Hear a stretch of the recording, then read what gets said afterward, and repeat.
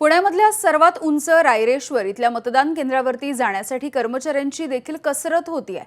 मतदानासाठी कर्मचाऱ्यांची ही कसरत आपण बघतो आहोत। हे जे मतदानासाठी लागणारे जे साहित्य आहे हे घेऊन जाताना त्यांना ही कसरत करावी लागतेय।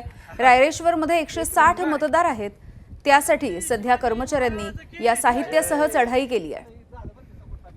जय भवानी, जय शिवाजी, जय भवानी, जय शिवाजी। लक्षात ठेवावं लागेल हे।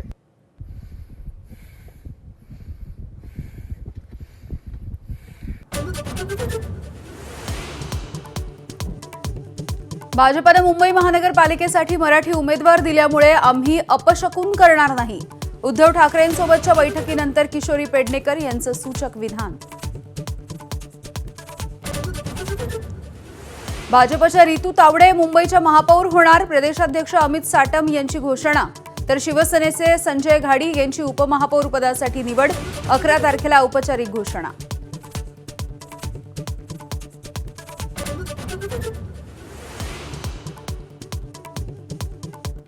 मालेगावच्या महापौरपदी इस्लाम पार्टीच्या शेख नसरीन बानो खालिद विजयी। तर बांगलादेश रोहिंग्यांच्या नावाखाली लोकांना तुरुंगात टाकलं तोच मुद्दा पहिल्या महासभेमध्ये हाती घेणार। आसिफ शेख यांचा एल्गार।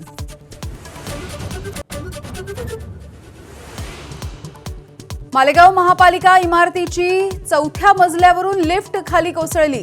क्षमतेपेक्षा जास्त लोक असल्यामुळे दुर्घटना। सुदैवानं मोठी दुर्घटना टळली। भारत आणि अमेरिकेमध्ये व्यापार करार। कृषी उत्पादनं, औषधं, डेअरीसारख्या उत्पादनांवरती 0 कर। केंद्रीय मंत्री पियुष गोयल यांची माहिती।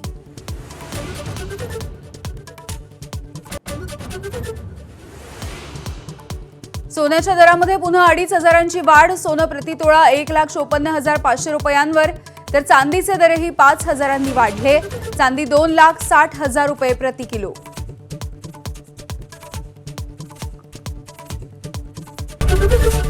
एबीपी माझा, उघडा डोळे बघा नीट।